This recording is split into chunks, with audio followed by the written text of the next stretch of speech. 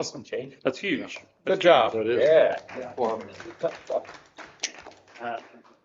And you'll see the changes that we have in this department are supported by the EMS collections that Chief Lawson, Chief Braden, and the team are going out and making sure that come through. So currently staffed at 11 per shift, 5 part-time paramedics and the deputy chief, and of course the chief. Collective bargaining agreements ongoing. There is an increase in staffing requested. Just like with the police department, anything that we bring you is going to have a corresponding revenue or it's not going to be brought to you. Okay. So if it is brought to you, that will be funded by EMS collections. Taking a look at this suppression administration, EMS, and operations, total year over year. My goodness, I didn't copy. I'm sorry. We've gone from $4.6 million to 5.2. So again, that's a testament to Chief Lawson, his EMS billables, those 522 districts, turning those revenues around and literally carrying the fire department. So go straight into GPWA. Again, another large driver is that property and auto insurance premium, which we have estimated to increase by 50,000. Electricity. So the new wastewater treatment plant has a new system in comparison to the old one. The electricity to run the new wastewater treatment plant is running about $85,000 a year more than what we were previously experiencing. That's a huge driver. Postage. You'll see at some point we've got some policy recommendations as the cost of mailing utility bills, second notices, etc. As the cost of that continues to grow, our cost for postage continues to grow. So not only is it postage, but it's also the stationery. It's also the staff time. At some point, we'll be bringing you a policy recommendation tying back to your priority and being conservative in our budgeting and expenditure efforts of an option to opt out of a mailed statement. Or if you would like a mailed statement, there's a monthly service fee that directly offsets the cost. We can't continue to absorb that cost. We've also got a future policy recommendation for credit card fees. We're going to spend $80,000 in credit card fees next year that we're absorbing.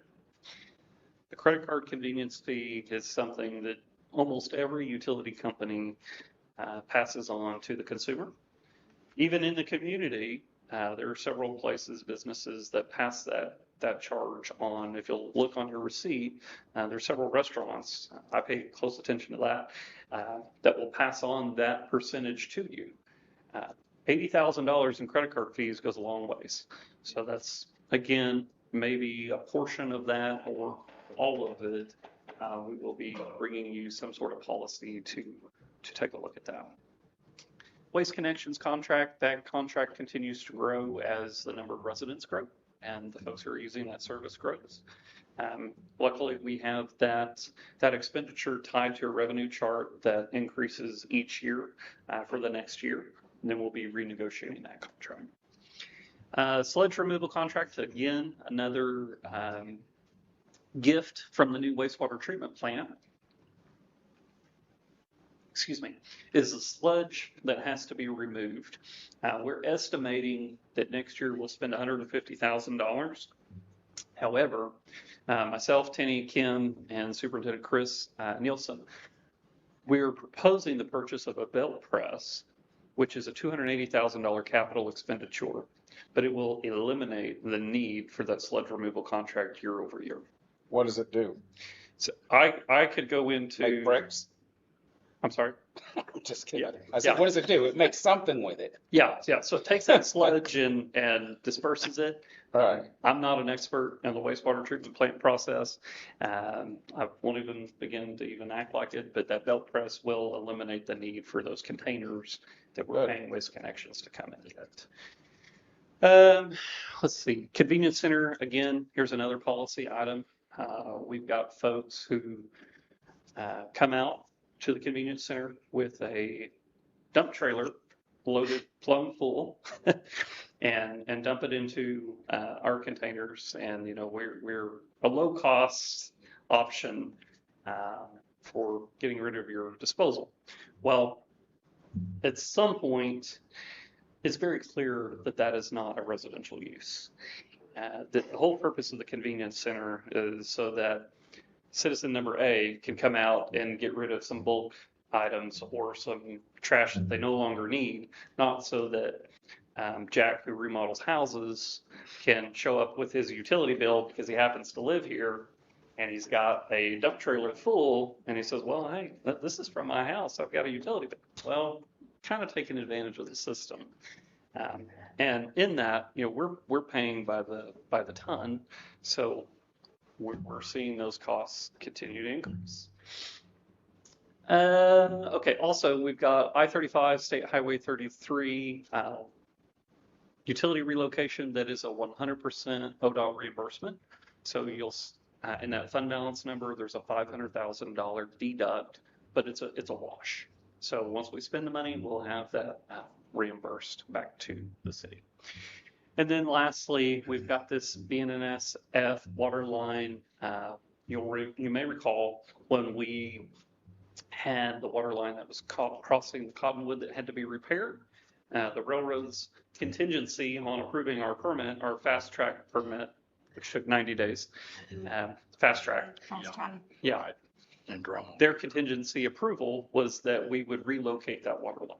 So Tinny and I are working on some creative funding opportunities. Again, that is in the budget that I've presented to you, and that fund balance number is reflective of that project. However, we're still going to see what we can do about seeking some additional grant dollars to make that project happen. Capital projects ongoing that just to keep them top of mind for you. Of course, Ownfield, second fire and EMS station. We opened the bids on that last week. That'll be coming to you. Probably saw that in my city manager report. That'll be coming to you at probably your first meeting in September if we don't have an additional workshop meeting. Police and fire training facility, the 911 center, Logan County rehabilitation for the radios, the pool. We do have some funds designated for the ADA upgrades to Highland Hall. We've just not had a staff capacity to get that project done. When you look at over $20 million in capital projects that we're managing, in addition to all of the other daily operations that are occurring at the city, we're really at capacity on what we can handle right now. And I want to ensure that we're delivering the best quality to you and to the community. So for now, we're going to keep that project on hold until we get some of these others off our plate. Of course, the Chuck Hall and Colin Dool funded OWRB waterline replacement project, College Street Bridge, and then the water and sewer relocation, just to name a few. We're not lacking for anything to do. Just in summary and a recap, this budget is one of our largest budget proposals in history, and that's because we're doing more than we've ever done. This council has set some pretty aggressive goals for myself and your team, and I applaud them. They work day in and day out, not only to meet those goals and complete those projects, but also to find funding opportunities where the city's not on the hook for implementing those projects. And that's not something that happens everywhere, folks. That is special to this community and your leadership. Fiscal year 27 grant match requirements make up a large portion of the fund balance, as you saw. Insurance premiums continue to rise. We're already working on that. Postage, credit card processing fees, just becoming unsustainable. Convenience center, we've got to evaluate that. Sure, we're not operating at a loss. And then lastly, our operating costs, fuel, electricity, gas, utility, etc. All of those continue to be a cost struggle. When you think about all of the diesel trucks that we're running and the amount of diesel that we buy, not even talking about unleaded fuel, with that cost per gallon knocking on $5, it's not like we're saving any money on operating costs. This budget, lastly, it's a living, breathing document. It's our financial plan for fiscal year 27. You set those priorities. It's our job to implement them. I call that the rudder. You know what the rudder is? It keeps the ship straight. That's what your priorities do for your staff. We can do anything, but we can't do everything. The many needs of our community simply exceed the resources. And there's going to be things that come up mid-year. And we have to be diligent stewards of your dollars, of our dollars, and say, that's not a council priority. They gave us their priorities in May. If it doesn't tie back to this priority, we can't meet it because the priorities are what's in the budget. So then those projects, unless they're an emergency, right? Then those projects come back to you and we look at those for future fiscal years because that's sustainable. That's the way we plan. That's the way we implement the budget conservatively and be good stewards of your dollars. Appreciate both the council and staff as we work diligently together to prepare and present this budget. And give a shout out to Kim Biggs, City Clerk Treasurer, who put most of my PowerPoint together for me last week while I was gone. Thank you for that, Kim. She's also been working very diligently on the budget.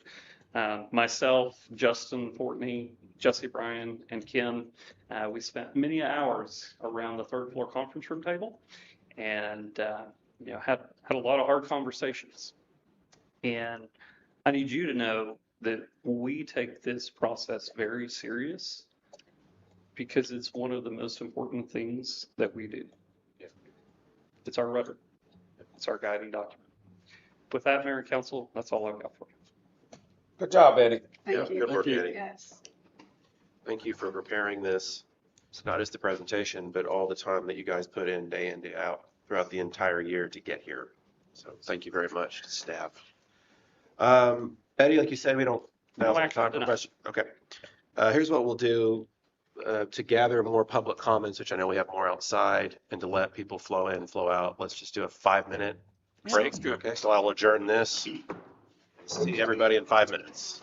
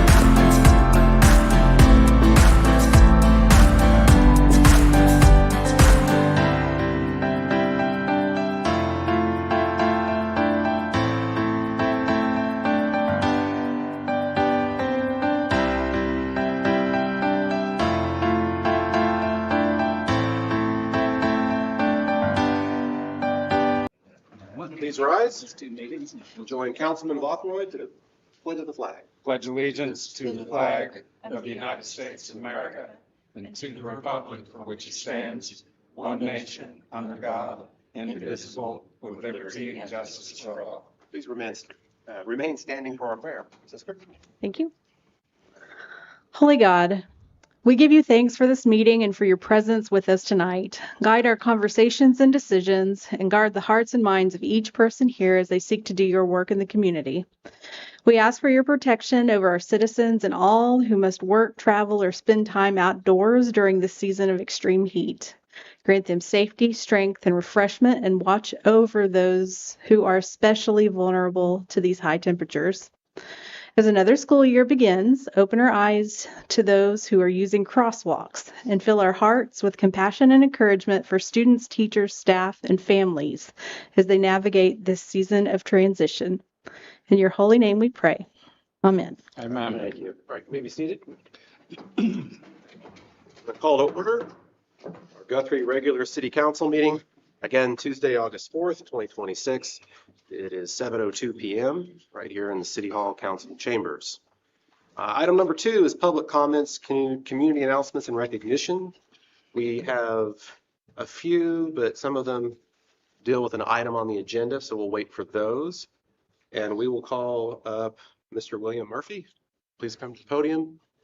Just state your name and whether or not you're a resident, please, sir. And just to remind everybody in the gallery and watching at home, it's state law that we are not allowed to respond to public comments, so we will be silent when he speaks. And you will have 5 minutes, sir. Good evening, Mr. Mayor. First thing I'd like to say is, Ms. Biggs, from the many people on Facebook that did not appreciate the post today that was made about you and being the wronged person. That man over there should put his face up about any policy changes to City Hall. It should be followed by that man there. From my heart, I apologize for everyone for all the comments that's been made. Now on to Owen Field. Over the last week, I've sat in my shop doing work, supporting myself, paying taxes. I have made not less than 5 calls, one every morning, to our chief's department, telling them that we have slow moving trucks. It's actually been over the last 2 weeks, slow moving trucks. I just told Councilman Williams, go out there and count the skid marks. That is one bad thing to have happen. From the beginning of Owen Field and where they're talking about building it, I have done nothing but complain to this council, the chief of police, and our city manager over here about getting it fixed, doing something right, signage. There was never an orange sign or nothing to warn any of them people that were west but eastbound. They're slamming on the brakes for a truck moving 5 miles an hour. Now what's going to happen when we get 50 families up in that ball field? Huh? What are we going to do here? Do you have a plan, Chief? Really? I've given you 7 years of complaining about it. I'm not going to complain about the other deal they've got going on because that's just ignorance on their part. But they wouldn't send patrol out there. This man's managing our money, our steward. I want to know how we had to have 12,000 tons of dirt moved off that field this time. How come they had to move 12,000 tons of dirt? That's what the contractor claimed on his post. I thought we leveled them fields 2 years ago when we screwed up building the driveway. And that brings us to the last truck of the deal, the water truck. We have a water truck up there spraying the ground down. It's right. It's what they're supposed to be doing. Where's the water line that goes into the park? You forgot to get it. It should have been put in first. They call that infrastructure, Mr. Faulkner. Everything on that ball field's been mishandled. I've watched it. This is the problem we have. There's a lot of mismanagement. This man's been our city manager, how many years now, Mr. Faulkner? Have you ever given us a plan to fix the water lines? That's your job. We're never going to attract anybody into this city until we fix that very problem. Hence the joke where I was on Facebook selling the damn lake. This is the problem we have. This city's never going to grow until you fix that water problem. I've seen that lake flip over 10 times since I've been back here, since I've moved back here. Still stinks. We need water line. Somebody needs to stand up and tell them, we need to have this much money set in a bond, hire the people to do it, and get it done. All of our builders are doing a fine job building this community. They expect you to get up and do your job and get us water to drink. That's your job.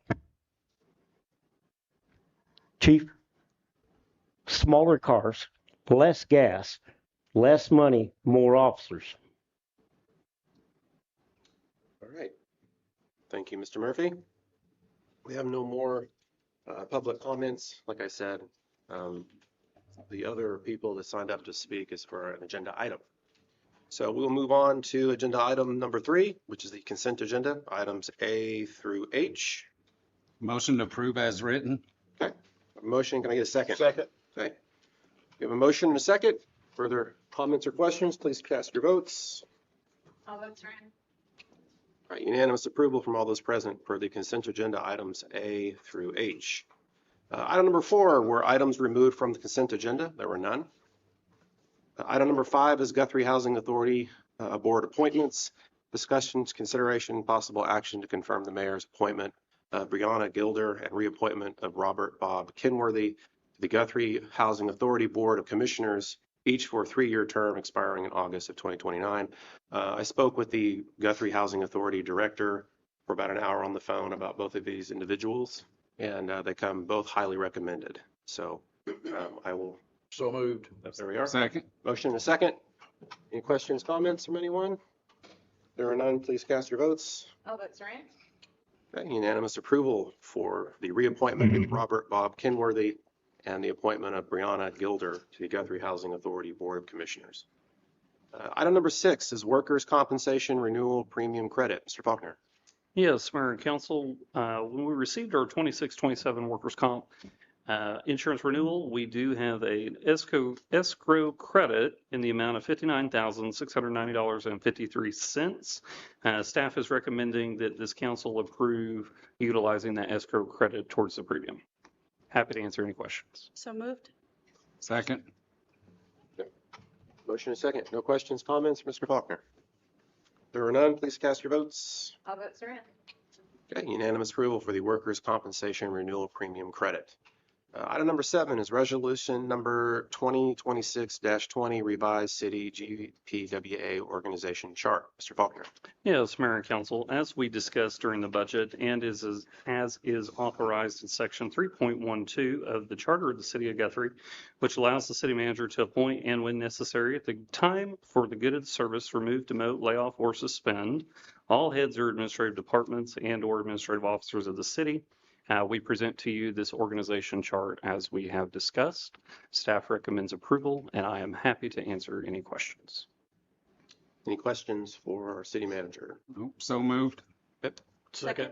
Motion and a tie for second. It's all right. Give it to Maneka. Yep. All right. Motion and a second. No further comments or questions. Please cast your votes. All votes are in. All right. Unanimous approval for resolution number 2026-20 revised city GPWA organization chart. Item number 8 is resolution number 2026-19 fiscal year 2027 non-bargaining employee pay plan. Boy, it's a tongue twister. Mr. Faulkner again. Yes, Mayor and Council, as you'll recall, the Policy manual requires me annually to review and present a pay plan on behalf of non-union, non-bargaining employees. As we discussed during the budget process, all of those changes are presented to you inside this pay plan. Staff would recommend approval. Be happy to answer any questions. So moved. No questions? Second. Got a second? Okay.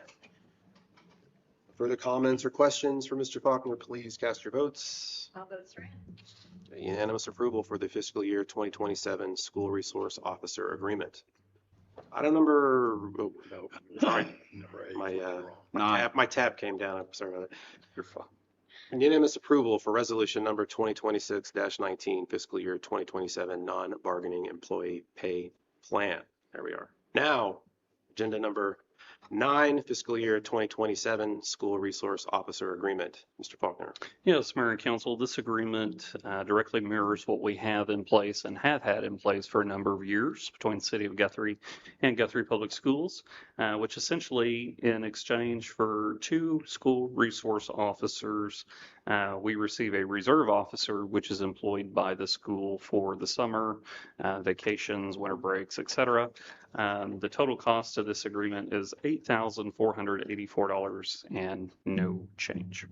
Staff recommends approval. Happy to answer any questions, or Chief Swagger can answer any questions. So moved. Second. Okay, motion is second. Are there any questions for Mr. Faulkner or the chief? Wasn't last year, didn't a grant pay for this? So the only thing we're paying for in this SRO agreement is the offset of this employee's health insurance and their, yeah. So previously the city was, we had 3 employees that were all there, and this has been prior to me even that this current format has been in place. Prior to me, on the old version of the agreement, we had 3 SROs, and the school paid the city a portion of their salary based on, the 9 months of the school year that they would be working at the school, and then the city paid the remainder of their salary and benefits. So, Thank you. Okay. Any more questions, comments? Okay. There are none. We have a motion and a second. Please cast your votes. All votes are in. Unanimous approval for the fiscal year 2027 School Resource Officer Agreement. Item number 10, award of bid number 2026-06 Airport Terminal Building Construction. Caden Young, Airport Director. Yes, Mayor and Council, we published a public notice in the Guthrie News Leader on June 17th and the 24th to solicit bids for this project. We received 9 sealed bids on July 8th, and Landmark Construction Group was the lowest apparent bidder. Our engineer, Park Hill, is recommending this, and staff is recommending as well. So moved. Second. Any questions for our Airport Director? Okay, there are none. Please cast your votes. All votes are in. The unanimous approval from all those present, the award of bid number 2026-06 Airport Terminal Building Construction. Item number 11 is award of bid number 2026-07 Airport Terminal Apron Construction. Mr. Young. These bids were posted and opened at the same time. This is for the terminal apron. Contech of Broken Arrow was the lowest apparent bidder and recommended by our engineer as well. You may recall that Contech did the taxiway project that was recently completed, both under budget and on time. So staff is definitely recommending them as well. So moved. Second. Okay, motion is second. No further comments or questions. Please cast your votes. All votes are in. Unanimous approval for the award of bid number 2026-07 Airport Terminal Apron Construction. Item number 12, amendment number 3 to task order number 153, Owen Field Improvements. Mr. Maker. Yes, Mayor and Council. Amendment number 3 provides additional compensation to Myers Engineering for the expanded construction, administration, the coordination, the federal compliance services associated with the Owens Field Softball Complex Improvement Phase 1A project.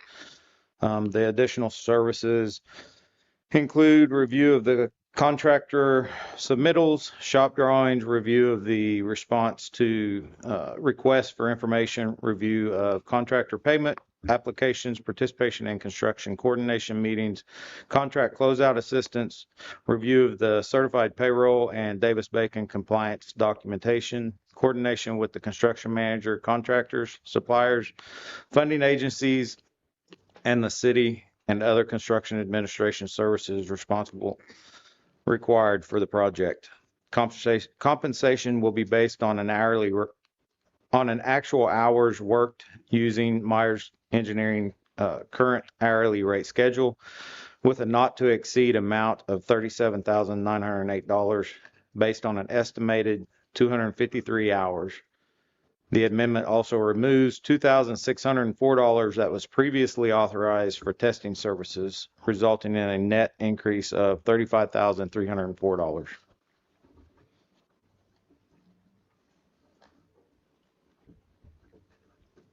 that it? Yes. Okay. Didn't feel like we had an ending there. Staff recommends approval. Yeah. Yeah, that's usually the landing. Okay, so this is a one-time fee during construction or what they've accrued to now? That's what I have. This is moving forward, isn't it? This is an additional fee to the existing task order, if that's what you're asking. I mean, because there's already an engineering during construction of the $75,250. So this is an additional fee to the end. Are they going to come back with another amendment by the time we get to the end of this, is what I mean? We hope not. We hope not. We hope that the project goes smoothly and there's no additional fees needed. And part of what drove this amendment is, again, we talk about how great the grants are and the federal dollars. What we don't see on the back end is the regulation that comes with that. So one of the key things that Myers will be doing as a part of this amendment and their engineering during construction is the Davis-Bacon Wage Act, which requires a prevailing wage be paid to the contractors and all of their subs. So the federal requirements that go along with that require somebody on our team to go out and interview after we've received certified payroll, actually to go out and interview employees, ask them what their title is, what their hourly wage is, cross-check that to their certified payroll, and then we've already had an instance where a contractor was underpaying. They weren't paying the prevailing wage. Well, we've got about 20 subcontracts, 22 Yes. subcontracts on that job. And Myers project manager has substantial experience, not just in that, but in also handling the federal paperwork that must be submitted along with it. So that's not something that staff really has an expertise in. We have done a very small amount of it in the past. I say we, Tenny's team, has had to do some of that in the past, but it wasn't 22 subcontractors with all of their employees on top of that. So So how many hours are we looking at? 250? Yes, 253, I believe it was. between now and completion, right? Yes, Yeah. between now and And completion. how many people are making up those 200, that 37,000? One? No, there's approximately, Bill has a few hours included in there of his hourly rate. Kirby, he has some. He attends most of all of our progress meetings, which are weekly as of right, or bi-weekly right now. Jennifer is reviewing all of the Davis-Bacon and paperwork and documents on that side, making sure all the Davis-Bacon wage rates is all met on all the pay apps. I'm really not sure at this point who is, there's a slew of them that is reviewing all of the submittals, meaning all of your pipe, all of your bolts, all of your products that's coming into this project to make sure they reach the right submittal level. So the $149 an hour is dispersed between, Approximately, probably, I would say five employees. And that's an average based on the not to exceed amount. So to Councilwoman Gibbs's question, Myers had this amendment slated for earlier, and I said, wait, let's get through, see where we need to be.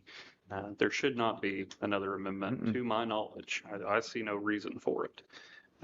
But had we not been in a position with the BABA compliance and the Davis-Bacon Wage Act, I don't know that we would be in the same spot today. But it is, I mean, it's his drawings and it's his project to manage. So this should take us all the way through. I feel confident it'll take us through completion. So, And Me too. this wasn't something that they included in their original bid. well, if you'll recall, amendment number 2 actually removed $88,000 that was included in the original bid Right. because we took away the resident project representative, which would have been doing these services. So we saved approximately $50,000 So essentially, this is just a replacement for that. at a lesser cost. Yes, ma'am. Any more questions, Vaneka? No, I'm We're good. All right, we have a motion to approve. Second. Motion is second. Any more questions for either the city manager or the Public Works Director? Okay, if there are none, please cast your votes. All votes are in. Okay, unanimous approval for amendment number 3, task order number 153, Owen Field improvements. Item number 13, College Avenue Railroad Crossing Improvement Agreement. Mr. Maker. The proposed agreement that you guys, you all have in front of you, is basically a cooperative agreement. If you recall, we brought back an agreement to you once a while back. It was just ODOT and the city. This includes BNSF in that basically same agreement process. Provides the improvements to the BNSF Railroad crossing at College Avenue, where we'll be putting in the College Bridge. The project includes removing the existing 32-foot crossing on the west main track and the east siding track and installing new 40-foot concrete crossings. The east track will also be raised approximately 6 to 12 inches to match the roadway elevation. 2 new railroad signal pedestals with gate arms will also be installed. BNSF will perform all railroad signal and crossing surfaces work at an estimate reimbursable cost of $633,394. The project will be funded through the federal and state project funds, together with BNSF required participation. Upon completion, BNSF will continue to maintain the railroad facilities, while the city will own and be responsible for maintaining the roadway approaches, grading, drainage, and signage associated with the crossing. What basically this will do is where currently we have a very rough crossing there. You've got 3 different elevations. We started the engineer started design plans. We're at about 65% right now. Based off of the floodplain, that bridge will need to be elevated and bringing the elevation of the bridge up, leveling out the 2 crossings, widening the crossings to match, to tie into the bridge width, the new standards set by the state, requires us to go all the way to the outside of BNSF easement, which is incorporating the whole intersection. So it's enlarged the size of the project substantially. When are we gonna start on the bridge? Right now, they're at about 65% design. Okay, So so moved. Second. This is Motion very is much second. needed over there. yes. What's that? It's very much needed over there. Oh, yeah, we're bad. Any more questions for Mr. Maker? Okay, we have a motion and a second. There are no more questions or comments. Thank you, Please cast Tammy. your votes. All votes are in. Okay, unanimous approval from all those present on College Avenue Railroad Crossing Improvement Agreement. Thank you, Mr. Maker. Item number 14 is special use permit medical facility at 1911 East Rutgers Avenue. Mr. Kasich. Thank you, Mr. Mayor, City Council. As indicated, this is a special use permit. Within our zoning code, it allows a medical facility in any of the residential areas through a special use permit. Obviously, that's to ensure that it's properly located. This request is the Hope House, just next door to it off of Rutgers, the other side of their property. They have a building there. It was last used as a daycare, and they want to utilize it as a medical facility for a lot of their residents. So with that, we're going through the special use permit. The Planning Commission had recommended 5-0 of the special use permit be approved as submitted. So with that, if the council has any questions. Any questions for Mr. Was Casey? was there any objections from? Not on this one, no, residents on- no. And at the meeting, there wasn't anybody that showed up as well. I didn't see any whenever I reviewed the meeting. Yeah. It's actually a perfect property for what they want to do. Agreed. Yeah. So moved. Second? Motion and a second. If there's no further comments or questions, please cast your votes. All votes for it. Unanimous approval for the special use permit medical facility at 1911 East Rutgers Avenue. Item number 15, special use permit, accessory building location standards exemption. Mr. Casey. Thank you, Mr. Mayor, City Council. Again, another special use permit.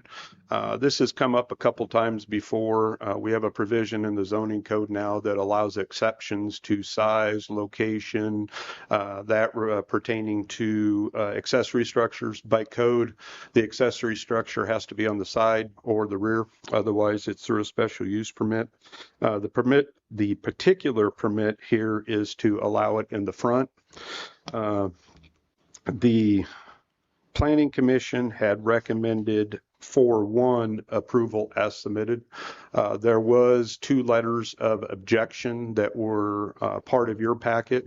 They were also at the Planning Commission meeting, and I believe there's probably some that are here to speak tonight. But with that, I'll give it back to the council if you have any questions of me. Dan, Yes, quick question. yes, Was this building put in before? yes. Why? The owner had stated he didn't realize he was within the city limits. It came to our attention when they were looking to have OG&E hook up the power. At that point, we obviously found out that, excuse me, there was a building there and that there was not a building permit, nor obviously an electrical permit. So that's when the conversations had started, and they had talked to us, or we had talked to them about possibly moving it to the side or rear. They said that really wasn't feasible. So obviously there is the ability to go through this process. So here we are. I'm not here to argue with you, but I think it's wrong. I think you should check before you do any kind of building anywhere. That's not your fault, but Understood. Well, how big is this property? It's about 0.86, almost, little under an acre, almost an acre, about 0.86 acres.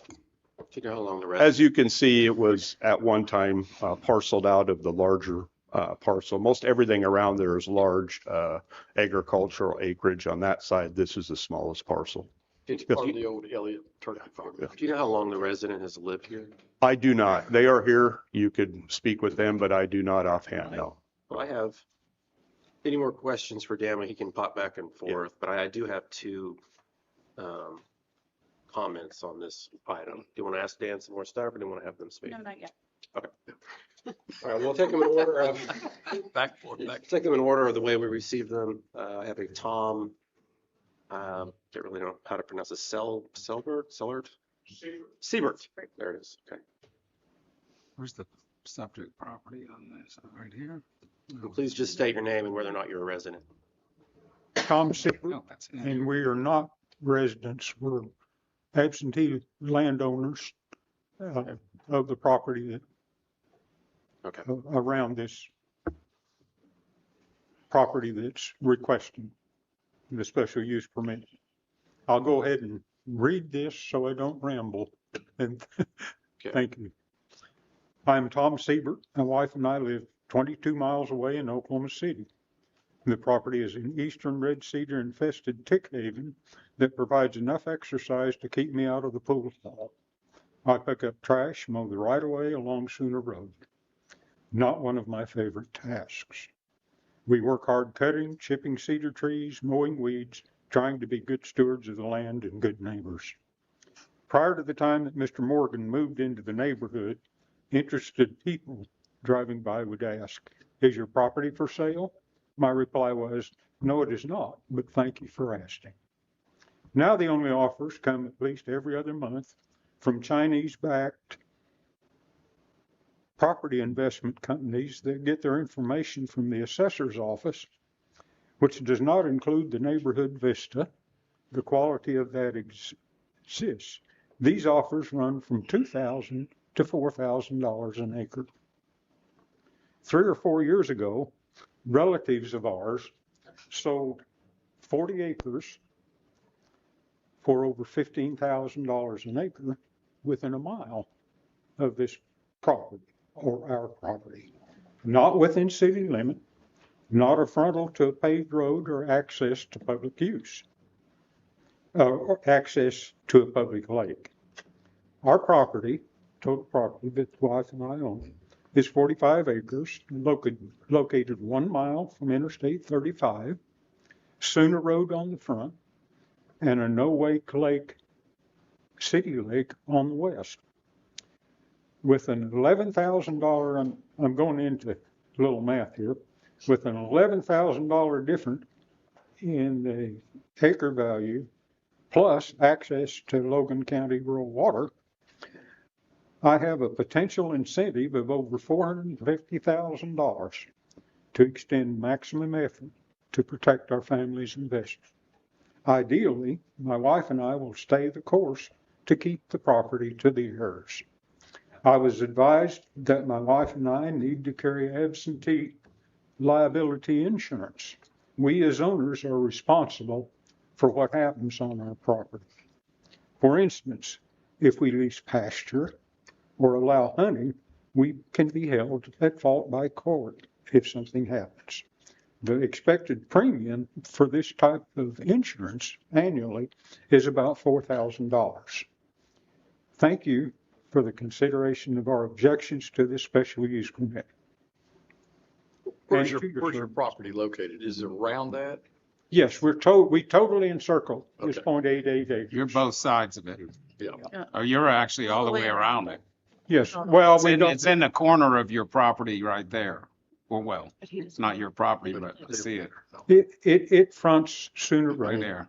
Okay, I know where but you're headed. we do own the property completely around it. Yeah. Thank you. Thank you, Mr. Seaver. We also have Jennifer Morgan. So can I ask, well, You wanna ask him a question? I wanted to ask Dan a question real quick. How do we go for a special use permit on a building that's already constructed? I mean, that kind of defeats the purpose of a special use permit. Yes and no. I mean, it's obviously an avenue that is available, and that's probably the best answer I could give. Ultimately, if it's not approved, then it's got to be moved. That's why all permitting or allowance of it stopped until we went through this process. Is this an actual residence there? Or is it like just an outbuilding? Yeah, it's going to be an accessory building, basically like a storage shed type. So there's no restroom, none of that in there, just. Right. It's not going to be like an accessory dwelling. So it got No. moved there on a truck, it looks like, right? Yep. Yeah, and as I indicated before, we were not aware of it until they needed power, and that's when we found out all the issues that we're dealing with. That was my question. Okay. Thank you. Okay, now, Jennifer Morgan. Good evening, Mayor and Council. I am Jennifer Morgan. I'm a resident of Guthrie. I reside at the property in question. We're requesting a special use permit. The building's purpose is to be a recreational room. It'll house a pool table and some workout equipment. My husband runs a veteran nonprofit, and he basically teaches veterans how to build wooden flags with their branch of service on it. We have veterans in the home. So this is an extension of that building. It will allow us to move the pool table out of the shop building and into this accessory building. And it will be an extension of his workshop, and it will also provide recreation for our family. The property itself is zoned A1, and that is one of the reasons why we weren't really thinking that we would need a permit. And, our apologies for not thinking, I should have known better. But we did not realize there was a permit required just due to it's not zoned R1, it's not zoned R2, it's zoned A1. And when when we took possession of the building, initially it was expected to be put in the back. But when we didn't realize they weren't going to build it on site, it was a prefab building. Normally what they do with these buildings is they bring it in pieces and just put it together. So we thought we would be able to get it behind the gate. The gates are only 12 feet wide. The building is 16 feet wide, so it will not fit. The electrical, we went ahead and had it placed in front, not realizing that being that the property size was under an acre, we didn't have the same, I guess we don't go by the same rules as normal agricultural properties. So it was we didn't realize that the zoning didn't apply to us because of the property size. The electrical was already completed, or when we realized that we need the permit. So when we went to go get the permit, we were told that we needed to file for a special use permit. It couldn't be there. Originally, like the building color is different. So what we plan on doing is painting the building to match the house. So it will still be aesthetically pleasing. We're building a deck between our existing deck and the property. So that again will kind of like have it flow better, so it won't be an eyesore. And one of the reasons why we couldn't really roll fully put together building somehow to the back of the yard, we would have had to drop Mr. Siebert's fence for one. So that wasn't an option. But there's septic is in the back of the house. So the truck, I mean, just if the building, if the gate had been wide enough to allow the building through, in its built form, it would have been too heavy to go across the septic and into the back where it needed to be placed. So those are the reasons why we made the mistake that we did. And we're just asking for your grace and approval of the accessory building. Do you have any other questions about? Yes, during the planning commission meeting, Mr. Morgan stated that he had dealt with this company before and that he fully expected this to be built on site. Correct. So you had a site picked out in your backyard for this building. Correct. And then they just suddenly showed up with it. Right. We didn't ask enough questions. We just made assumptions that we absolutely should not have made. But you wrote a check for it. We did write a Before check they for it. delivered. Correct. But you didn't ask questions whether it was going to be built on site or. I was just not in assumed charge. they were gonna- That's correct. That wasn't decided beforehand. No, sir. I'd like to state that in April of '24, a senior couple came to the planning commission and then council 2/10 of a mile north of there on Lakewood and Schooner and requested that 2 double wides be put on that property, which their daughter already lived on. On the corner. Yes. Yep. Very nice renderings. The crowd that showed up and opposed it stated that it would be an eyesore to a gateway to our city and stated that it would bring down property values in the area. It was denied. And I could not in good conscience approve this, having denied that. Plus, back to Mr. Siebert's fence, he has graciously offered to let them take down his fence and move that building behind their house. So there's a solution. Is there a reason why you can't move it to the back or you don't want to? Well, we made a mistake and we've spent money for the electrical. We spent money for the delivery and placement of the building. It would be cost prohibitive for us to do that at this point. It would cost a couple $1,000s most likely to have. I haven't investigated it, so I don't want to speak out of turn. I'm not exactly sure what it costs to build or move a building, but to have it professionally moved to the back of the property would be costly. And we've got the concrete set, we've got the electrical done. And I mean, obviously, if you do not approve the special use permit, that would be something we would have to consider. There's concrete under this? No, but we went ahead, like where the electrical is being placed, where the box is, we had those, whatever they are, the things that hold it, we had them concreted in so that they wouldn't move, so that electrical wouldn't pull away from the building or anything like that if there was wind. The electrical lines will be buried also. Great. Did you want to, Mr. Morgan, come up?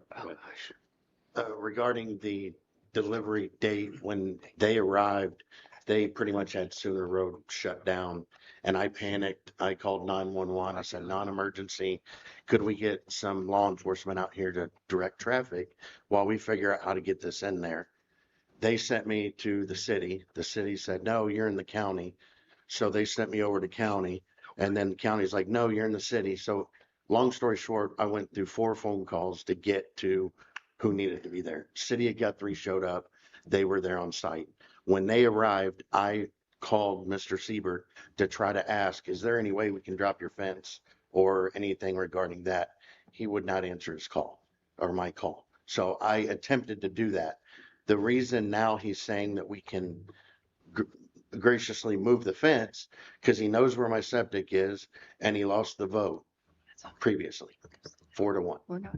Let me ask you, on the septic, can this be moved without hurting the lateral lines? I think I in have an order, indoor septic, so I know. you right, gotta be I think careful. in order to move it, to avoid the lateral lines, it's going to have to go all the way around the house. But it So can be placed without, I think so. It's going to be a little precarious because it's got to go between the shop, and I don't think there's enough room over there on that side. I guess if we drop the fence, we could swing it around wide. I'm not exactly sure what they do when they do those things. I don't know. so how did the electrical get done without I looking at this, I don't think the electrical's done. You just have No, junction boxes. No, there, we had the right? junction box put in and we had it So concreted there's no in. electrical in there. No, it's wired. It has not been connected. We needed the So how did permit it for get that. wired with no permit? Well, it came that way. The Oh, the box. it Yeah. ran there, but the electrician who drew a permit found out that it was in the city limits, so it is. Okay. And OG&E came out and gave me the specifics of what box needs to be there, how far it needs to be dug. So we did all that for OG&E's thing. And then all of a sudden we found out that we needed a permit through OG&E. How long have you guys lived here at this Mr. Morgan bought the house in September of last year. He lived there as a renter in a rent-to-own situation for 5 years prior. So Dan, how big of a building can they put on 0.87 of an acre? It's based on 50, it's still the 50% rule where it's So what size? 50% of the livable area. The size of it is allowable because I think, how big is the livable area? I think it's like 16 by 32. And then we're in a double wide manufacturer. Yeah, so the size isn't the issue, it's the location because they're within the size limit. They're allowed. So a double wide was already approved on the site at one point, or was that just put there? It's been there for a long time, yeah. I was gonna say that predates me and probably way before that, yeah, 30 years. yeah. And how many outbuildings, hang on a second, how many outbuildings are there out there now? Per the current code, if it's under 1.5 acres, you get 2. If it's 1.5 acres or greater, you get 3. And how many acres? And it's not even an acre. No, so they would be allowed 2 And so this is the per the third. code. This is a third. This would be a third. Okay. So if I'm reading this correctly from the plan, it says the subject property is the smallest property in the area, 0.88 acres, with one other 2.57 acre property to the north. All other properties are well over 5 acres in size. So any property 5 acres or larger is exempt from the accessory structure standard. Correct, meaning size and location, and that. So yeah, if you're at 5 acres, you could have a standalone barn. Buildings, if you- Well, yeah, the number of outbuildings is still, maintained. It's the location and size. So if you have a 1,200 square foot house on 10 acres and you want to put a 1,500 square foot building, you can. And then the same thing, if you have a house that's maybe in the back of the acreage and you want to put an accessory structure towards the front, you can. Those limitations go away at 5 acres or more. So who put the mobile home in? Elliott's? Marvin Elliott. The owner of the property, who owned the property that put the mobile Marvin home? Elliott, and his daughter lived in it. And you all leased it, Morgan's, you leased it from the Elliots? No. No. No, the property went up for auction when Miss Elliott passed away. It was left to her grandchildren. They sold it in auction to a buddy of mine that came, he wanted to turn into a used car lot. And of course, y'all denied it, thankfully, because now I live in it. But since y'all denied it, he reached out to me and said, I can't put my car lot here. Do you want to lease to own it? And I said, absolutely. And when I got it, it was extremely rundown. It hadn't been lived in for approximately 4 years. And we just gutted it. I remodeled everything on the inside and then moved into it. And he said, you have 5 years to purchase the property on your own. And I waited until just before the 5-year mark. And September, we just purchased it. So question for Mr. Sieber. When you've owned this property for is generational property here? It has been in the family forever. Okay, so when the mobile home came in, was there an issue with that? The mobile home came in when, I mean, did you have an issue with the mobile home? Come up to the microphone. Yeah, Thank Mr. you. That's the question I have was when the mobile home was moved in, was there issues with the mobile home being put in there? the mobile home came in with the big barn, and Uncle Marvin sold land, moved to this parcel that was willed to him. He had 29.7 acres, and things came about. He passed away. His daughter and grandkids lived there until she passed away. We purchased it. We purchased the rest of the 17 acres at the time. 12 acres had already been sold. That left 17. And the lady that lived there, the cousin that lived there, was needing money. And we offered to purchase the land. Where the mobile home was? No, we left the 0.88 acres out, the buildings out, because at that time, she was still living there. In the mobile home? That's what I'm trying to find out. Was there an issue with the mobile home being put in there? No, not at the time it Nobody was had put an in issue there with the mobile home being put in. because there was 27 acres. Okay. All the property. Yeah, and the shop was built at the same time. So if there was not an issue with the mobile home being put in there, why, and this is increasing the value of that property, obviously, I'm trying to get my arms around why there's an issue now An issue now from, with this other structure in there. from my standpoint? Yes, sir. Oh, well, that was my whole spiel. No, so I to understand speak. your spiel, but there was never an issue with the mobile home to start with, is what I was saying. Which No. the mobile home already deterred the value of the property at that point, when it was put in 30 years ago. Well, yeah, So, I guess, what an issue. but it really, at the point, it was a brand new double wide. And Uncle Marvin left his other place that he sold, moved over to the property he inherited of 27 acres. It had rural water. He was able to get rural water and moved in there until he's dead. I have a question for Dan again, if we could, please. Just to clarify what Thank you, Mr. Sieber. I Vice appreciate Mayor it. and Councilwoman Denning was talking about just a few minutes ago. Does this even allow on this property to have 3 structures? Well, I'm glad you brought that up. Thank you, Mayor. I was going to clarify. What we're looking at is working with the property owner to take care of that issue if this were approved, because we've had conversations about that in the number. And so it was kind of like taking one thing at a time. If this doesn't get approved and then they decide they don't want it, the issue kind of takes care of itself. If it does get approved, then that's something we're going to have to address. Sorry, Yeah. can you clarify what? Oh, the number. Yeah, the number. Yeah. Yeah, the number of allowable accessory structures. I've had this come up before with other properties where they're looking to put a new structure on there. And then once they got that done, they took another structure off to be code compliant in that. So that's something that we're going to have to work with them on. And again, it's kind of taking one step at a time here. So how many structures on it? I'm sorry. No, this is the same thing. Yeah, so there's 2 already. Right. That's what I'm trying to see. Is that what's the one in the back? This looks like an 18 by I can't 10 read it. on blocks building.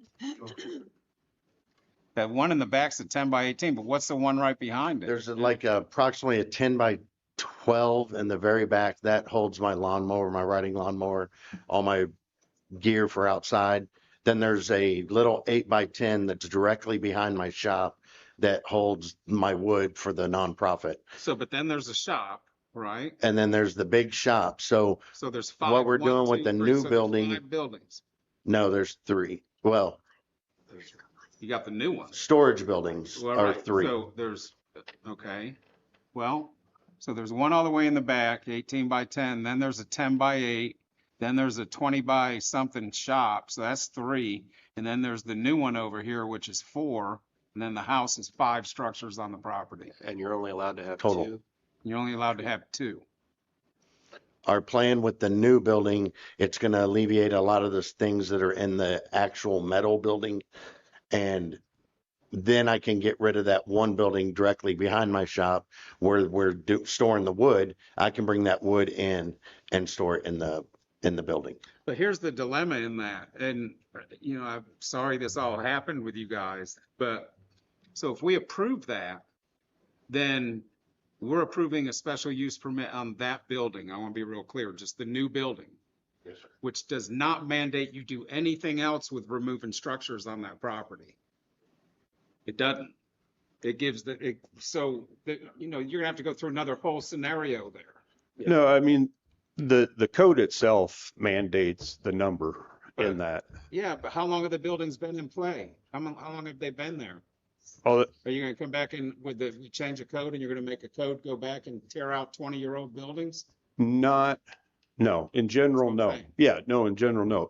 This is different because they're looking to add or improve. Yeah, I know that. Yeah, And what okay. I'm saying is if we approve this building, then what happens is we have no control over taking those other buildings out whatsoever. Because they've been there for how long? no, again, basically the new building takes away their legal non-conforming. Yeah. It's like, If they don't put this building in and this building is there, you're right. Those buildings can stay for as long as they want. But when you start to make improvements, those legal non-conforming go away. It's just like any So other where is property. it in the documentation here on what I have that if we approve this building, everything else goes away? That's It- Not in part there. of it, right? It's not part That's of not this. part of That's it. No, what my right. point exactly is, that's not part of it. right, we just kind of uncovered that. Right, In so real that's, time. that's the point I'm trying to make, is that if we approve this, then there's no lever to go back in and remove these other buildings. Well, Well, with the other buildings, those other buildings have been there attached or detached or whatever, however it looks back there. I drove out there. To me, I'm just going to make a statement here. It's a very nice, well manicured property. I didn't realize that was city limits either. I don't walk around Yeah. a map of the city, but I kept driving down Sudan Road and I was like, good Lord, am I still in the city? And yes, you are. But it doesn't feel like that. And the properties around it are very nice. Our concession then would be, okay, have people remove nice, well-painted outbuildings, and then you have all this crap that was maybe in the outbuilding just setting all over in the front yard, like some properties out that direction. no, have. That's not what I'm saying. What I'm saying is this. Right. When you allow 5 structures on a property that's supposed to have 2, and then Deanna Dooning comes to council because she wants to do the same thing, how do you turn her down? If I may, Because we've already allowed Dan, it over here. Dan, correct me if I'm wrong. What this is akin to is when we have ADA. So we're a historic town. We do not, certain sidewalks are not ADA. You can't go in and say, these are not ADA, we got to redo them. But when we do construction and we break ground, we tear it open, now everything in that section has to be ADA compliant, which we are now. That's what this is similar to. You don't go around and start looking at just random houses that have been grandfathered in, and we're going to take these structures down because there's over 5. It's when they decide to do construction or when they decide to get more permits, that's what opens it up, that now you have to be up to code with the structure minimum. Am I correct, Dan? Yes. Thank you. Well, but there has to be, there should be a certain amount of grace as well in somebody that, in something like this, because, well, go ahead. No, I'm sorry, I didn't mean to interrupt, Councilman Because Bothroyd. the building's already there. It's not run down like Deanna mentioned, and that's not what, I never implied it was. I actually drove out there. I lived out near there. Right. And so, and that's why I'm trying to find out if there was issues ever with the mobile home going in. Right. Because good now question. there's issues with this building, but there wasn't issues with the double wide going in. On 27 acres, Well, it was on 0.8. 20 years ago. Yeah, but I 30 believe at the years ago. time that this went in, It- all of that what- was owned by the same. Here's the thing I want to ask. Okay. Hang on a second, guys. What happens if we approve this? What about the people up the road there that we told them, no, you can't have it? They're going to come back and sue the city. No, They have they- it. Yes, they could. Might come back and request. That's right. I And they're just going to say, wait, you just approved them. And that's their And prerogative. I think we But just that make was it on a different. case-by-case That's different in that basis. that was mobile homes being put in. And they We're not live in approving a mobile home here. It's This already is there. outbuilding. It's already there. Home's I already understand that. Yeah, this is an One out. of them. So Dan, I think we've gotten pretty far from the agenda item. Let's just kind of circle back for a moment. It Yeah, sounds like, right. just a moment. Okay, I'm Sounds sorry. like we've got maybe 2 requests, or there needs to be a provision added here that something needs to be removed. Am I understanding that No, correctly? yeah, because, and this will hopefully answer Councilman Bothroyd's. In some cases, we have, because there's legal non-conforming, where we do a 1-for-1. You bring in one new one, you take one away, we leave the rest of it alone type of thing. We can go that route because there are, as we discussed, some legal non-conforming, if you want to, I hate to say rights, but that. And so in a lot of cases, we can make it to where it's not making it worse in that. But as Eddie stated, you can make that a condition that one of them has to go away, or they all have to be compliant, or the property has to be compliant with the code and the number of structures, that type of thing, because that's an additional way to ensure that it gets taken care of. So But as of now, though, that's a separate issue. That is we're gonna deal correct. with later. Yeah, Okay. because that's But it something, is yeah, something that. yeah, it's been talked about. Okay. Yeah. So, I mean, another quick question, and I'm done with my questions. For Mr. Morgan, right? Yes, sir. So, who did you call in the city? Come out here when all this was happening? And who came out? You said the city came out finally. Guthrie PD. So I Guthrie, called 911 non-emergency and it sent me to county. County said, no, you're in city limits, so I need to transfer you over. So they transferred me over to to the police city, department? to the city police department. And then the police department and Guthrie said, no, you're county. And I said, no, ma'am, I'm not. And she went ahead and disconnected me and sent me to county. And then county, we have a family member that works for the county, and I reached out to him and he said, this is a mess. You're not county, you're city limits. And I was like, well, I thought I was city limits, but county was saying I was city. And so Right. that's how I learned That's it. after the building was already there. It was sitting in Sooner Road. It was, I'm talking about the buildings in Sooner Road. I want to know who from Guthrie came out there to manage this. The Guthrie Police Department, The police department. yes. To direct traffic. To direct traffic to get that into the city yard. found out about it because an electrician turned in a permit, and our inspector, Bill, went out and saw it and said, you can't do this. Yep. Period. That's how we're. I had an electrician come out and dig the lines per OG&E's request. When he got done doing that, he said, well, I need to go pull the permit. And I was like, okay, well, I didn't know you needed a permit. And he came up to pull the permit, and this is where this all transpired, when he came to Dan. Okay, so looking at the diagram of your property, it shows that you have a large asphalt drive and it kicks out towards that fence that's right in front of what Mr. Seifert called the barn. Is that correct? Yes, Okay, so whether or not you meant for the building to go directly behind the mobile home or off to the side, the issue with even putting it on the asphalt drive was that you couldn't get a hold of Mr. Seifert to remove the fence. correct. Okay, because it does cut off the whole, whole one side of the front of your home. But so putting it in the back does It's too, one- because it goes against Sooner as well. Well, you don't see the one in the back You going don't down. see the Cedar. ones in the back. Sooner is right here. Okay, that's what, So no, all the way around it is pasture. yeah. So from there, you're blocking the entire front of your home with this out structure. Which if you were looking at it from the road, it just looks like you did an add-on because nobody can tell the That's what it- small path between the two, right? Yes, ma'am. So from the road, it looks like you have a really ugly add-on. Essentially. I mean, Have it's a you been nice out there to look building, at it? yes. Yeah, It's a absolutely. nice building. I'm not saying that the Very building itself is not nice, but what the front of it is not windows like the front of his home is. The front, you know what I mean? It looks like you would have made an add-on to your home, but it doesn't look like the front of a home. It looks like You don't feel like it's Well, accessory that's not against city structure. code. I mean, you can't, Yeah. it No, and doesn't I'm look not- like That's the not what I'm house. getting at. And that's not what I'm getting at. Yeah. But that's, The point is aesthetically, it is not pleasing other than it being an out structure, right? And you have a multitude of them. So have you first, you already said you hadn't looked into moving it and what that cost would be. Is it feasible to move it onto your asphalt drive that is larger? It's too close to the fence line. It's my understanding, if I'm wrong, Dan, let me know, but doesn't it have to be 5 feet from the fence? And putting it on that side of the asphalt drive will put it too close to the fence line. Okay, but Because that it's 16 size of feet the- wide. What is I don't have, I know Yep. how big the building is, but how large is that that asphalt 12 feet. Because it's larger. It's 12 It feet. shows that it is larger than your driveway Yeah. in the rendering.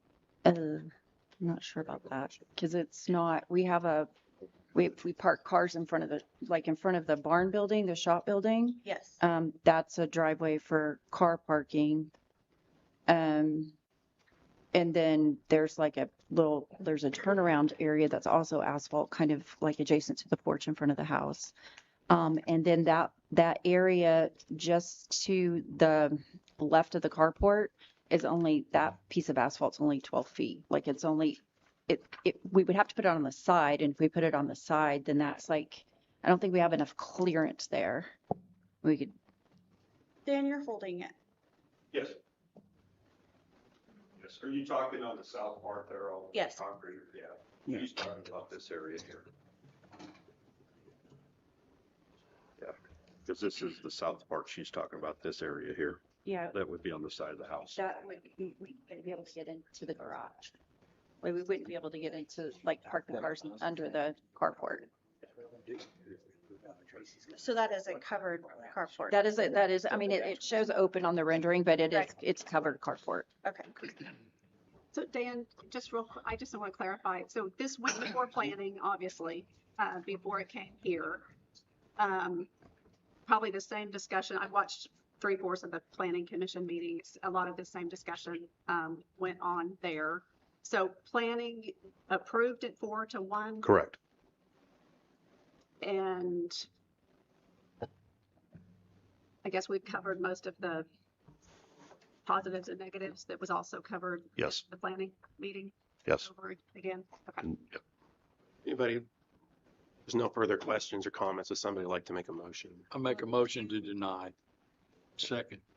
We have a motion to deny and a second. well, hold on one second before we go there. Okay, is there any way that you're going to agree to move this to the back of the house? I can with Tom's help. Yes. Financially, it's going to take us some time to do it. Because I have to have a company come out and move it. And if Tom gives me the okay, That's Mr. we Dean. will, yes. If he gives us the okay, we can, but I'm not sure when we can do that, So, financially wise. Mr. Siebert, is that something that you would okay, taking the fence down so they can move it to the back of the house? I sent him an email last week telling him that he bought, he thinks cheap on it, as long as it include that. Move it to the back of the house. And So- you didn't receive that, Chris? I did. So I would, since Well, hold on, there's a Miss- motion and a second already, so the question I had, You asked a question.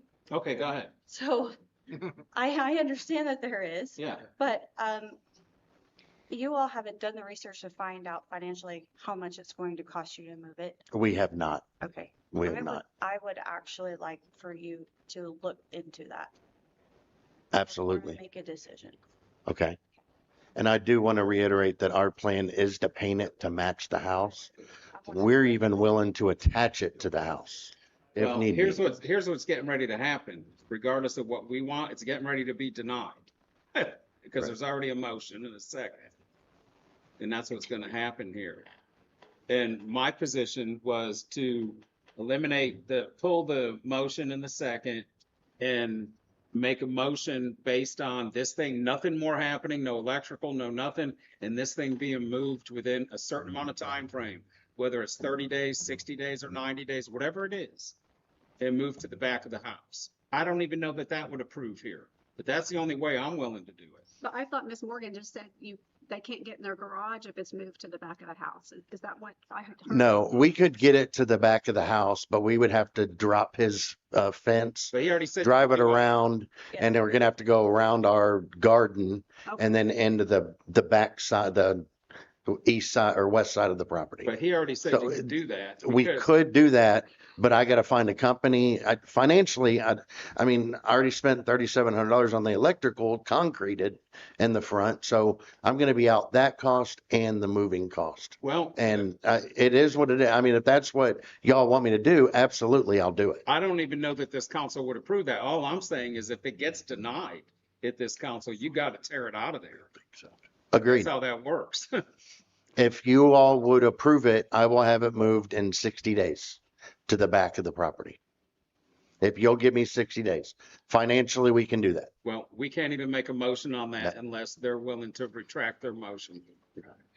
Okay, so you're saying you'll move it now? If he's gonna allow me to do so, and if it's gonna be denied, absolutely. Because we've already bought the $16,000 unit. That's what I was just going to say. We've already paid cash for this building. It's not being financed. It was $16,000. So it's not one of those ones where, oh, they can take it back and repo it or whatever. We paid cash for this. So we are out.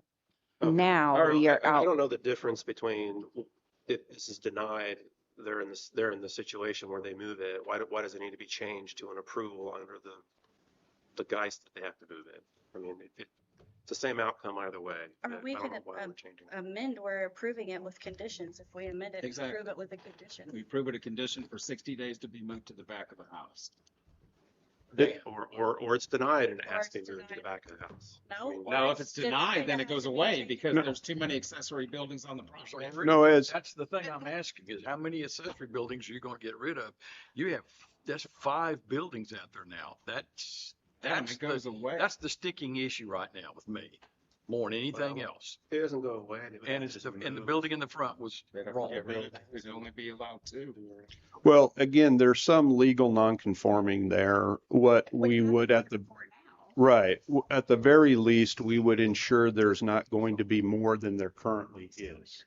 And so if they did move it to the back, we would probably work with them to remove one of the other ones. So we stay with what's there because there are some legal nonconforming. Now, also, if it is denied, given what the council has just stated, and which is typical with a lot of code enforcement cases, we would work with the property owner, whether it's 30 days, 60 days, 90 days to get it taken care of. That's kind of standard of what we do normally. They can move it to the back. Yeah, kind of like with the dilapidated structures when people are wanting to fix them up. As long as they're communicating and working with us, we work with them. Sometimes it could take 8-9 months. This won't take that long, but it's not something that we haven't already done for others. So this is denied. They'll be able to move it to the back. His office will work with them On the time on frame? exceptional Yes. timeline to have that done. Absolutely. And that's the motion on the table, is to deny the special use permit. We have a motion and a second. For where it sits. Okay, we're denying the permit and we're agreeing to move it to the back of the house. We're not agreeing to that. He's gonna be able to do that. Right, As what we have been told by the city right. manager. It would be to a code compliant location. Okay, I don't have a problem with that. Right, I don't either. So we wouldn't even have to come back if we just amended, if we just eliminated your motion and second, we just made a new one and are done with it. They don't have to come back. We could be done. It's, You can't do that. No, it's not being torn down. No. We've made it. No, not torn down. I said moved, not Right. torn down. They- So even moved, it does, once it moved, it does not require the special use permit. that's right. That is the only reason we are here today, because of the location. If they originally had put it on the side or in the rear, we would just be going through the regular permitting process. So we can still deny the special use and give you. That is correct. It just turns normal after that. Yeah. That is correct. And, but we agree there's a time limit. Yes. No, yeah, yeah. Yes, Councilman Williams, yes. Again, with a lot of other cases, we will work, It's the normal. yes, yes, yes, and we will work with them. Okay. Motion and a second to deny. While we have clarified that this will go through the normal process where they can have it moved to the back in a timely manner with City Hall. Okay. So, motion and a second, this is to deny the special use permit. Cast your votes, please. I'm not sure what, I'm not sure what. Unanimous approval to deny the special use permit. Yes. deny it, All and we're that'd doing be is fine. denying. We deny ordinary special permit. Yay. Thank you, Dan. Doesn't wait for special I permit. don't think I've ever seen you get up and down so much. Everything goes back to one. All right. Item number 16, deductive change orders and contract cancellation, bid number 2026-05 demolition services. Mr. Faulkner. Yes, Mayor and Council, and Dan, don't go too far. You're probably going to be back at the podium. This item occurred last week while I was out of town. If you'll recall, every year in March, April timeframe, we have a dilapidated structures program. We put properties on the dilapidated structures list. Sometime between July 7th, the council awarding the demo contracts and actual demolition last week. There were a couple of properties that were removed from the demo list, and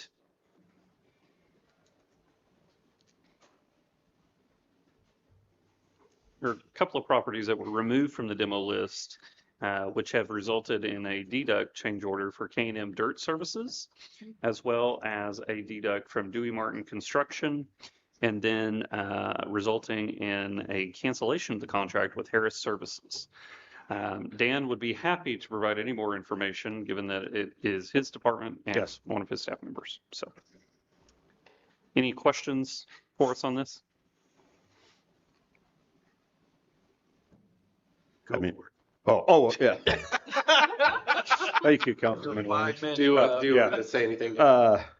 And just to go back, when we go to the council, we usually take the entire bid package.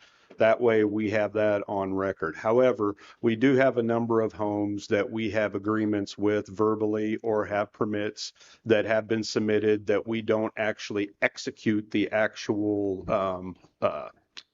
demo agreements. In this case, there was an oversight in which all of it was sent to Jesse, and there was contracts that were signed that should not have been, due to the fact that we had agreements for them to fix up the homes, as well as permits already pulled. We were fortunate that we were able to get ahead of it. Nobody's home was torn down. And so, yeah, thank goodness. And so that's what's in front of you, is the ones that we're basically pulling back. There could be a later date if the property owners do not follow through on their part, but right now we need to have those canceled in that, so there's no further action taken on the demo side. So there were existing permits when, On one of them, yes. on one of them. Yeah. The rest And we've it had had, to there's a time limit, right, that you give when the. yeah, 45 days. Yes. Yeah. 45 days prior. Right, and these were the ones that we had either a permit or an actual agreement with the property owner on, a time frame in that. And like I said, they were unfortunately put forward when they should not have been, due to those previous agreements. Thank you. So moved. Second. Motion is second. Other Thank you, comments or questions? Please cast your votes. All votes right.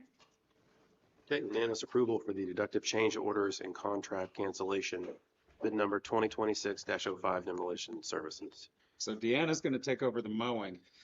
That's what Councilman Bothroyd, understood. That's what I've understood. No. That's a motion. enough, Matt's gonna take over the ball. enough, Councilman Bothroyd. I heard all of it, the Go big ahead, hat and Mr. everything. Go ahead, Mr. Maker. Item number, hold on, I have to say it first. Yes. Item number 17, award of RFP number 2026-08, mowing and grounds maintenance services. Mr. Maker. Yes, Mayor, Council. Public notice was published in the Guthrie News Leader on July 8th and the 15th for mowing and ground services for 8 locations in the city of Guthrie. This contract will last until September 30th, 2026. The bid pricing is not to exceed the amount of the work required to have been performed before payment is approved. The bid packet was also shared with the vendor list and posted on our website. Pre-bid meeting was held July 21st, 2 p.m. in the council chambers. We had 3 vendors in attendance. Sealed bids were opened and read aloud in the council chambers at 10 a.m.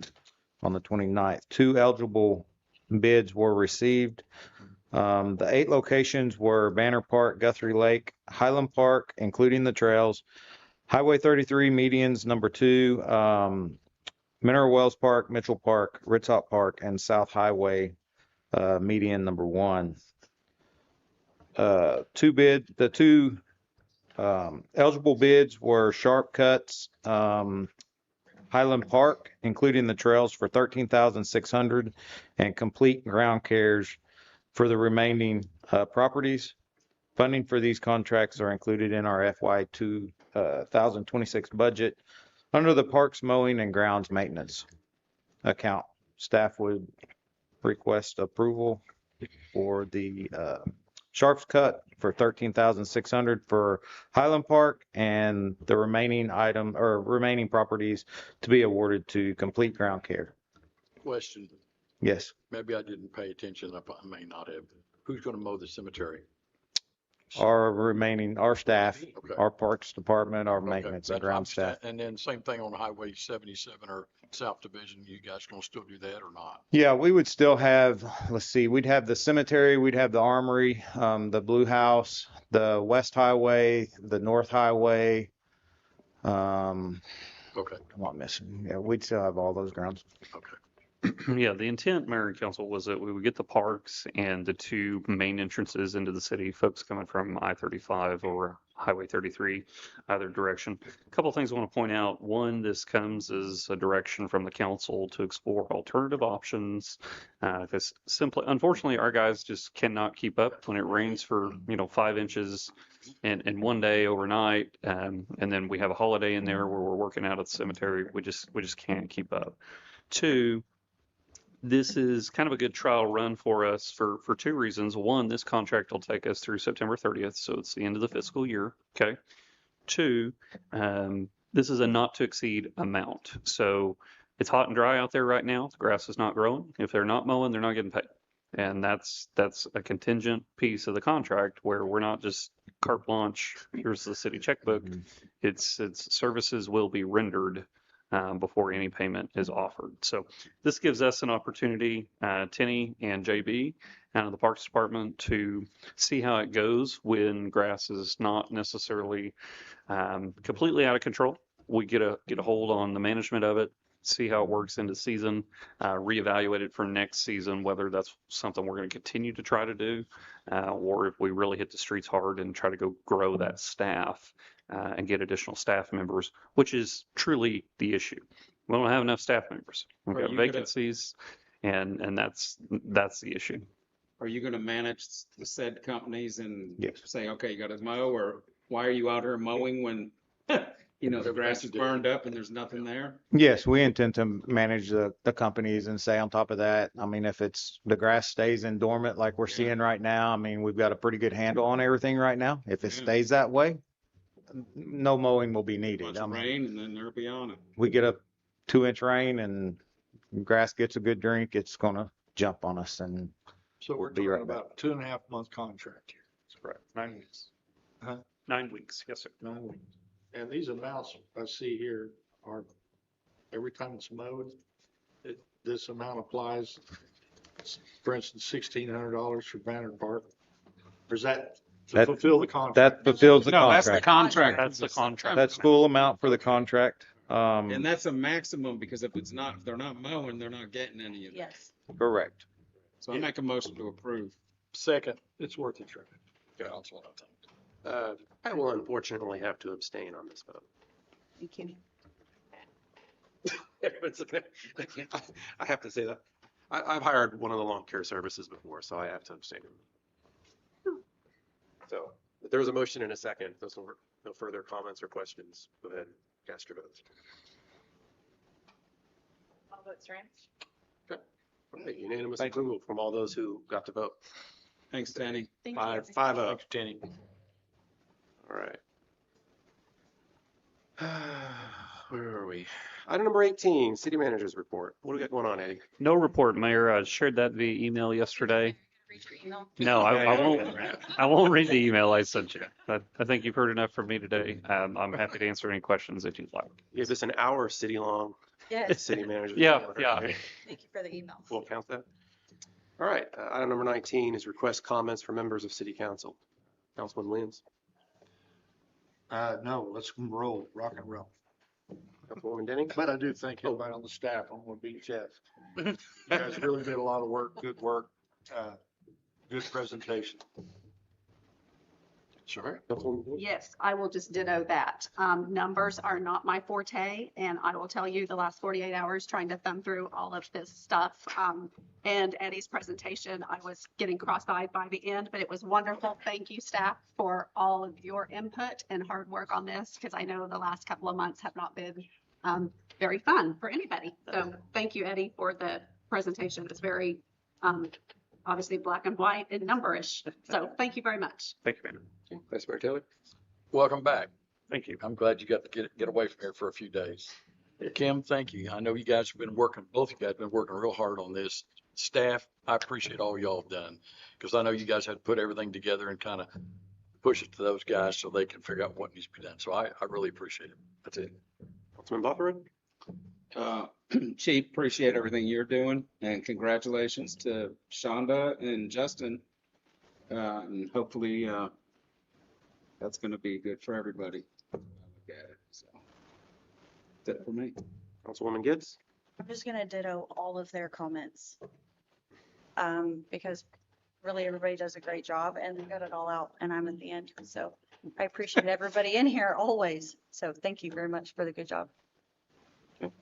As for myself, I will also, I'm going to say copy and paste what they said. That sounds cooler than ditto. Take what they said, copy paste. Thank you, staff. Gosh, it's got to be really stressful putting all those numbers together, but it's necessary and needed, and we very much appreciate it. And that's all that I have as well. And will somebody like to make a I'll make the motion. Motion. Executive session. Yeah, go in executive session. Second? I'm going to abstain. No. No, don't you do that. I've done that before. I'm not going back. We have a motion and a second. Motion and a second for executive session. No further comments or questions, cast your votes. Okay, unanimous approval for executive session.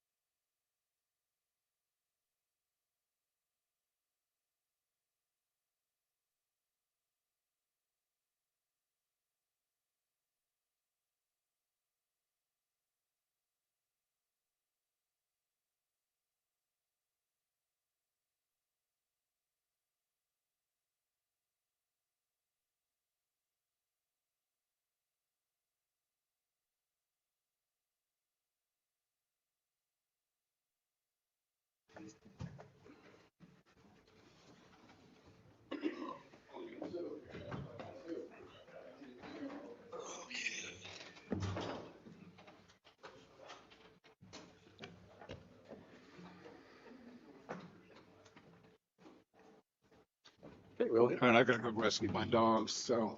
Okay, all right. Item number 21 is vote to come out of executive session. So moved. Second. Okay, motion and a second. Further questions? Cast your votes, please. All votes are in. Okay, unanimous approval from all those present, return to council chambers. Item number 22 is the Fraternal Order of Police FOP Lodge number 105 fiscal year 2026 to 2027 collective bargaining agreement. Mr. Faulkner. No action on item 22 or 23, Mayor. Okay. All right. And then item number 23, same thing, International Associations of Firefighters, We didn't vote to come IAFF. back in, Yeah, we did. did we? Yes, we did. Sorry. You need to go home, bud. Didn't vote nine. Local, local number 2145 fiscal year 2026 to 2027 collective bargaining agreement. Again, Mr. Faulkner. How did vote? No action tonight, Mayor. No Thank action you. item. You voted. Item number 24 is we are adjourned. Can I vote for that? Yes. Hold on, Just raise your hand. we've got another meeting. Yeah. Now that I call to order the Guthrie Public Works Regular Authority meeting. Again, Tuesday, August 4th, 2026. So moved. Item number one, I haven't done the item yet. No, Item number two, sorry. consent agenda items number A through D. Now I can get a so moved. So moved. Okay, can I get a second?